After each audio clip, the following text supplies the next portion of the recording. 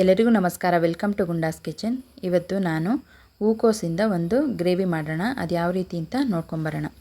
ನಾನಿಲ್ಲಿ ಒಂದು ಪಾತ್ರೆಗೆ ನೀರು ಹಾಕ್ಕೊಂಡು ಅದಕ್ಕೆ ಉಪ್ಪು ಮತ್ತು ನಾನಿಲ್ಲಿ ಕಲ್ಲುಪ್ಪನ್ನ ಬಳಸ್ತಾ ಇದ್ದೀನಿ ಮತ್ತು ಅರಿಶಿನ ಹಾಕ್ಕೊಂಡು ನಾನಿಲ್ಲಿ ಹೆಚ್ಚಿಟ್ಕೊಂಡಿರೋ ಅಂಥ ಹೂಕೋಸನ್ನ ಹಾಕ್ಕೊತಾ ಇದ್ದೀನಿ. ಯಾಕೆ ಅಂದರೆ ಒಂದು 2-3 ನಿಮಿಷ ಕುದಿಸ್ಕೊಂಡ್ರೆ ಸಾಕು. ಅದರಲ್ಲಿರೋ ಅಂಥ ಹುಳ ಏನಾದರೂ ಇದ್ದರೆ ಅದಕ್ಕೆ ಹೋಗುತ್ತೆ ಅಂತ ಅಷ್ಟೇ. ಇದನ್ನು ಒಂದು 2-3 ನಿಮಿಷ ಕುದಿಸ್ಕೊಂಡ್ರೆ ಸಾಕು. ನಮಗೇನು ಫುಲ್ ಬೇಯೋದೇನು ಬೇಕಾಗಿಲ್ಲ. ಅದು ಗ್ರೇವಿನಲ್ಲೇ ಚೆನ್ನಾಗಿ ಬೇಯ್ಕೊಳೋದ್ರಿಂದ ಇದರಲ್ಲಿ ಒಂದು 2-3 ನಿಮಿಷ ಕುದಿಸ್ಕೊಂಡ್ರೆ ಸಾಕು. ಇದನ್ನು ಇವಾಗ ತೆಗೆದಿಟ್ಕೊತಾ ಇದ್ದೀನಿ ಸಪ್ರೇಟ್ ಒಂದು ಪಾತ್ರೆಗೆ. ಆ ನೀರು ಏನು ಬೇಕಾಗಿಲ್ಲ, ಅದು ವೇಸ್ಟು. ನೋಡಿ, ಈ ರೀತಿ ಚೆನ್ನಾಗಿ ಒಂದು 2-3 ನಿಮಿಷ ಕುದಿಸ್ಕೊಂಡ್ರೆ ನಿಮಗೆ ಒಂದು ಹಾಫ್ ಬಾಯ್ಲ್ ಥರನಾದರೂ ಆಗುತ್ತೆ. ಇವಾಗ ನಾನಿಲ್ಲಿ ಒಂದು ಪಾತ್ರೆಗೆ ಒಂದು 3-4 ಗೋಡಂಬಿ ಹಾಕ್ಕೊಂಡಿದ್ದೀನಿ. ಒಂದು ಗಡ್ಡೆ ಫುಲ್ಲು ಆಗೋವಷ್ಟು ನಾನು ಬೆಳ್ಳುಳ್ಳಿ ಬಳಸ್ತಾ ಇದ್ದೀನಿ. ಒಂದು ಅರ್ಧ ಇಂಚ್ ಆಗೋವಷ್ಟು ಶುಂಠಿ ಹಾಕ್ಕೊಂಡಿದ್ದೀನಿ. ಒಂದು ಸಣ್ಣದ ಗಾತ್ರದ್ದಾದರೆ 2 ಈರುಳ್ಳಿ. ಗ್ರೇವಿ ನಿಮಗೆ ಎಷ್ಟು ಬೇಕೋ ತಿಕ್ನೆಸ್ಸು ನೋಡಿಕೊಂಡು ಹಾಕ್ಕೊಳ್ಳಿ ಈರುಳ್ಳಿನ. ನಾನಿಲ್ಲಿ ಒಂದು ಮೀಡಿಯಮ್ ಸೈಜೆಲ್ಲ ಇರೋಷ್ಟು ಒಂದು ಈರುಳ್ಳಿನ ಹಾಕ್ಕೊಂಡಿದ್ದೀನಿ. ಇದನ್ನು ಸ್ವಲ್ಪ ಫ್ರೈ ಮಾಡ್ಕೋಬೇಕು. ತುಂಬ ಫ್ರೈ ಆಗಬೇಕು ಅಂತ ಏನಿಲ್ಲ, ಸ್ವಲ್ಪ ಫ್ರೈ ಆದರೆ ಸಾಕು. ಇದನ್ನು ಇವಾಗ ಒಂದು ಮಿಕ್ಸಿ ಜಾರಿಗೆ ಟ್ರಾನ್ಸ್ಫರ್ ಮಾಡ್ಕೊಳ್ಳೋಣ. ಆಮೇಲೆ ರುಬ್ಲಿಕ್ಕೆ ನಾನಿಲ್ಲಿ ಒಂದು ದೊಡ್ಡ ಗಾತ್ರದಷ್ಟು ಒಂದು ಟೊಮೆಟೊ ಬಳಸ್ತಾ ಇದ್ದೀನಿ.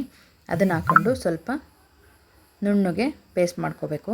ಈಗ ಅದೇ ಕಡಾಯಿಗೆ ಸ್ವಲ್ಪ ಆಯಿಲ್ ಹಾಕ್ಕೊಂಡು ನಾನಿಲ್ಲಿ ಒಂದು ಸ್ಕಿಪ್ ಮಾಡಿಬಿಟ್ಟಿದ್ದೀನಿ ವಿಡಿಯೋ. ಇದಕ್ಕೆ ಸ್ವಲ್ಪ ಖಾರದ ಪುಡಿ ಹಾಕ್ಕೊಂಡು ಇದನ್ನು ಒಂಥರ ಶಾಲೋ ಫ್ರೈ ಥರ ಮಾಡ್ಕೋಬೇಕು. ಒಂದು ನಿಮಿಷ ಮಾಡಿಕೊಂಡ್ರೆ ಸಾಕು.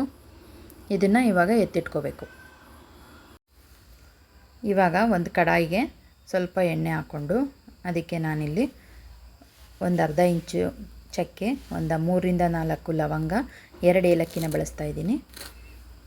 ಇದಾದಮೇಲೆ ನಾನಿಲ್ಲಿ ರುಬ್ಬಿ ಎತ್ತಿಟ್ಕೊಂಡಿರೋವಂಥ ಮಸಾಲೆನ ಹಾಕ್ಕೊಂಡು ಚೆನ್ನಾಗಿ ಹಸಿ ವಾಸನೆ ಹೋಗೋವಷ್ಟು ಚೆನ್ನಾಗಿ ಫ್ರೈ ಮಾಡ್ಕೋಬೇಕು. ಈ ರೀತಿ ಫ್ರೈ ಮಾಡಿಕೊಂಡು ಒಂದು ಮುಚ್ಚಳ ಮುಚ್ಚಿಟ್ಟು ಒಂದು 5-6 ನಿಮಿಷ ಈ ಥರ ಫ್ರೈ ಮಾಡಿಕೊಂಡ್ರೆ, ಈ ರೀತಿ ಮಾಡಿಕೊಂಡ್ರೆ ಗ್ರೇವಿ ತುಂಬಾ ರುಚಿಯಾಗಿ ಬರುತ್ತೆ. ಇವಾಗ ನಾವಿಲ್ಲಿ ಸ್ಪೈಸಸ್ನ ಆ್ಯಡ್ ಮಾಡ್ಕೋಬೇಕು. ನಾನಿಲ್ಲಿ 1 ಟೇಬಲ್ ಸ್ಪೂನ್ ಆಗೋವಷ್ಟು ಖಾರದ ಪುಡಿ, 2 ಟೇಬಲ್ ಸ್ಪೂನ್ ಆಗೋವಷ್ಟು ಧನಿಯಾ ಪುಡಿ, ಒಂದು ಅರ್ಧ ಟೇಬಲ್ ಸ್ಪೂನ್ ಆಗೋವಷ್ಟು ಗರಂ ಮಸಾಲ, 1 ಚಿಟಿಕೆ ಆಗೋವಷ್ಟು ಅರಿಶಿನ ಹಾಕ್ಕೊಂಡಿದ್ದೀನಿ. ಇದನ್ನು ಹಾಕ್ಕೊಂಡು ಇದರಲ್ಲಿರೋ ಹಸಿ ಸ್ಮೆಲ್ ಹೋಗೋವರೆಗೂ ಚೆನ್ನಾಗಿ ಫ್ರೈ ಮಾಡ್ಕೋಬೇಕು. ಇದಾದಮೇಲೆ ನಾವಿಲ್ಲಿ ಉಪ್ಪು ನಮಗೆ ಗ್ರೇವಿಗೆ ಎಷ್ಟು ಬೇಕೋ ಅಷ್ಟು ನೋಡಿಕೊಂಡು ನಾವಿಲ್ಲಿ ಉಪ್ಪು ಹಾಕ್ಕೊಂಡು ಇದನ್ನು ಚೆನ್ನಾಗಿ ಮಿಕ್ಸ್ ಮಾಡ್ಕೋಬೇಕು. ಮಿಕ್ಸ್ ಮಾಡ್ಕೊಂಡಿದ್ದಾದಮೇಲೆ ನಾವಿಲ್ಲಿ ಒಂದು ಪ್ಲೇಟ್ ಮುಚ್ಚಿಟ್ಟು ಒಂದು 3-4 ನಿಮಿಷ ಲೋ ಫ್ಲೇಮಲ್ಲೇ ಕುದಿಸಿದ್ರೆ ಅದು ಆಯಿಲೆಲ್ಲ ಸಪ್ರೇಟಾಗಿ ಈ ರೀತಿ ಕುಕ್ ಆಗಿರುತ್ತೆ. ಗ್ರೇವಿ ನೋಡ್ತಿರ್ಬೋದು ಕಲರ್ ಚೇಂಜ್ ಆಗಿದೆ. ಈ ರೀತಿ ಕಲರ್ ಚೇಂಜ್ ಆದರೆ ಟೇಸ್ಟು ತುಂಬಾ ಚೆನ್ನಾಗಿ ಬರುತ್ತೆ ಗ್ರೇವಿನಲ್ಲಿ. ಇವಾಗ ನಾನಿಲ್ಲಿ ಮುಂಚೆಲೇ ಖಾರದ ಪುಡಿ ಎಲ್ಲ ಹಾಕಿ ಶಾಲೋ ಫ್ರೈ ಮಾಡಿ ಇಟ್ಕೊಂಡಿದ್ನಲ್ಲ ಹೂಕೋಸನ್ನ, ಅದನ್ನು ಹಾಕ್ಕೊಂಡು ಚೆನ್ನಾಗಿ ಈ ಖಾರದಲ್ಲಿ ಮಿಕ್ಸ್ ಮಾಡ್ತಾಯಿದ್ದೀನಿ. ಇದು ಚೆನ್ನಾಗಿ ಮಿಕ್ಸ್ ಆಗಿ 1 ನಿಮಿಷ ಹಂಗೆ ಬಿಡಬೇಕು. ಆವಾಗ ಉಪ್ಪು ಖಾರ ಎಲ್ಲ ಇದಕ್ಕೆ ಹಿಡಿಯುತ್ತೆ. ನಮಗೆ ಅದಾದಮೇಲೆ ನಮಗೆ ಎಷ್ಟು ಬೇಕೋ ಅಷ್ಟು ತಿಕ್ನೆಸ್ನ ನೋಡಿಕೊಂಡು ನೀವು ಅನ್ನಕ್ಕೆ ಚಪಾತಿಗೆ ಎಲ್ಲ ಮಾಡ್ಕೊಳ್ಳೋದಾದರೆ ಸ್ವಲ್ಪ ನೀರು ಹಾಕ್ಕೊಂಡು ಈ ರೀತಿ ಸ್ವಲ್ಪ ಗ್ರೇವಿ ಥರ ಸೆಮಿ ಗ್ರೇವಿ ಥರ ಮಾಡಿಕೊಂಡ್ರೆ ತುಂಬಾ ರುಚಿಯಾಗಿರುತ್ತೆ. ನೋಡಿ, ಈ ರೀತಿ ಕಲಿಸ್ಬೇಕು, ಮಿಕ್ಸ್ ಮಾಡಬೇಕು ಚೆನ್ನಾಗಿ.